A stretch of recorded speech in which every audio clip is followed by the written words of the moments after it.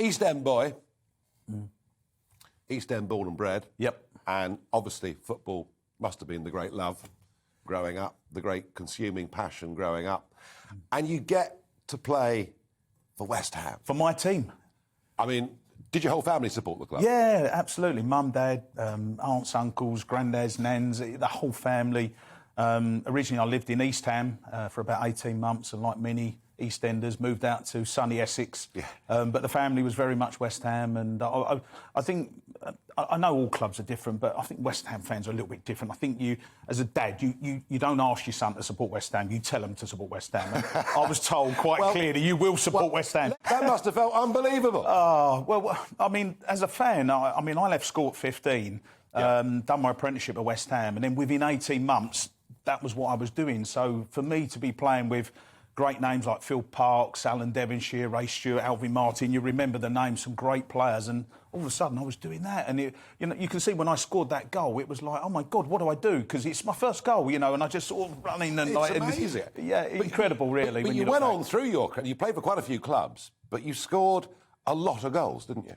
I did, yeah. Do you know what, Nigel? It was something that came easy to me. I think if you ask a lot of footballers... About 300 first-class goals? Yeah, 300 goals. And if you ask a lot of footballers, they'll say that the hardest thing for them is to score goals. And I almost found it the easiest thing. It was the rest of the game I struggled with, running around and being part of a team, etc., But scoring goals, I think I was born with a God-given talent. There's no doubt about that. But you then have to harness it. You have to be dedicated and all the things to become a footballer. It's not easy to become a footballer, and I had to go through and sacrifice things. It's the dream for so many, isn't it? Absolutely, yeah. I was reading the other day, though. So few make it. Yeah, well, there was a thing in the paper. They said of the academy kids that get taken on, 97% don't make it into the first team. 97%. And, I was one of the 3%. So, amazing stats, really. England. You played for England. I did. But not as many games as you might have liked. No, I had these two not very good players called Lineker and Beardsley in front of me. I'm joking, obviously. They had a wonderful partnership, and I was just a little bit unlucky. But there's been so many great players. I can think of Billy Bonds, Julian Dix, Steve Bruce, for example, Mark Noble playing for West Ham, who all perhaps should have played for England, just didn't quite get the caps. And I played 7 times, so I'm very proud of that. No, I bet you are. And Tony, there you were. It was in those days. It was the First Division. Yep. Wasn't the Premier League. No. Yeah, and you missed that by a few years. I crossed into the Premier League, Nigel. Yeah, you did play Premier League? Yeah, I had 9 years in the First Division, 8 years in the Premier League. How much money were you earning at West Ham in 1983? I can tell you the answer to that. I was top scorer for West Ham. I scored 19 goals as an 18-year-old, and I was on £110 a week. Right. I'm glad you find it funny. Well, I mean, football's changed, isn't it? It's changed. Imagine an 18-year-old now scoring 19 goals in his first season. Would be earning. You would get 40, 50 grand a week straight away thrown at you, and that, the money is just incredible now in football. Do you think? Generation before you, of course. Yeah.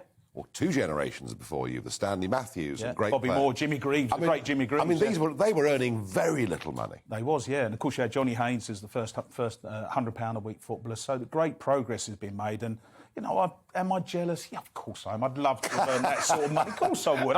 If I said otherwise, people would look at me and say, you're telling lies, But I'd love to have made that money. But I played in a great era, the 80s and the 90s. We had wonderful camaraderie, team spirit. Great time to be a footballer, but we just didn't get rewarded as much as we should have done. Now they get the great rewards, and you don't even have to be a good player. Well, now they're getting...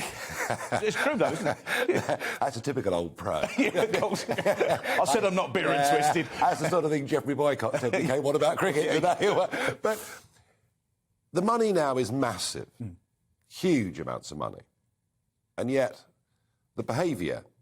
I know that footballers in your day liked to drink and went out and clubbed and some went a bit too far. Yeah. But we've had a spate, haven't we, of footballers getting into really serious trouble. Yeah. And, of course, with the mobile phones nowadays, everything is out there, isn't it? We all know what happened with Kurt Zuma with the cat incident, and that was because of a mobile phone. And, of course, in my day, you didn't have the mobile phone. So I'm not saying that footballers were running around kicking cats in those days, because I'm quite sure they wasn't. But... there was a lot of things that went on and were going on that were never filmed and never reported because you didn't have the big interest with the media So, footballers have to be careful. So your private life was a bit more private then? Yeah, absolutely. And, I always said we went to great detail to make sure no one knew what we was doing. Now I think everyone wants to get on all the channels and look what I'm doing. And it's not funny. The Cat incident wasn't funny. And there's been other incidents as well with footballers. But it's always been going on. It's just that much more high. I mean, the Premier League itself is a phenomenon, yeah, isn't it? Worldwide as well. You were there at the beginning of it, and it's just grown and grown and grown. And you get into a taxi now. I'm off to America tomorrow, actually, and I get into a taxi, particularly on the East Coast, anywhere on the East Coast, and the first question the cab driver asks you, what team do you... Yeah, they hear the accent. Yep. It's what team do you support? Yep. Premier League matches in New York, the sports bars are overflowing onto the street. Doesn't matter what time of day or night it is. Yep. So it's become a huge global thing, and it's our Premier League that dominates the whole thing. So on the one hand, it's this fantastic success. It's kind of global Britain. Yep. This is where the great stars of the world want to come. On the other, I've mentioned, the behaviour of some individuals. But what kind of state is English football really in? When?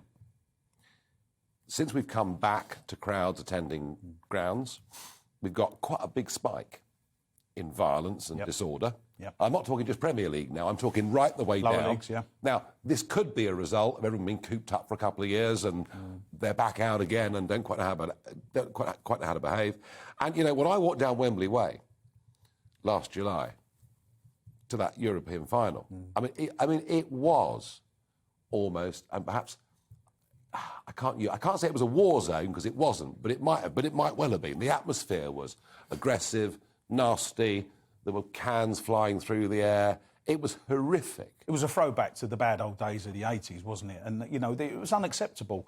And I think as a result of that, I think the FA have been put off going for the 2030 World Cup. We're not going to get it, are we? We're not going to get it. Absolutely not. But we're probably going to get the 2028 Euros. But, it appears that not a lot of the countries want to host the Euros. So we will get the Euros. But when you think 1966 was the last time we had the World Cup, and, we seem to be even further away from getting it than ever. But in general terms, you've got to say football's in a much better place in terms of the 70s and the 80s with all the hooliganism, the racism. Of course we can do better, and of course there's room for improvement, but it's so much better than what it was back in those days. And I think nowadays you can take a family to football, whereas you couldn't do that in the 70s. No, it was very, very tribal. And also, just going back to the Premier League point, it's one of our greatest exports. It's we don't realise, do we? We don't realise in the UK, unless you go to another country like what you're going to be doing tomorrow, you don't realise just how great and how big the Premier League is. And I think the foreign rights are now higher than the domestic rights for the first time. So there's a lot going well in football. It's just the little bad things we've got to get rid of. Your best moment in your career?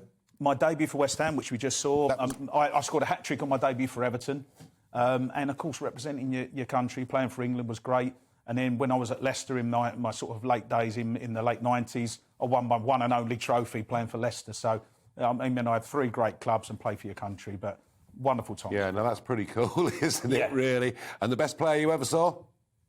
I think of my generation, there's 2 that spring to mind immediately. Gaza, from an English point of view, and Diego Maradona. I think my generation.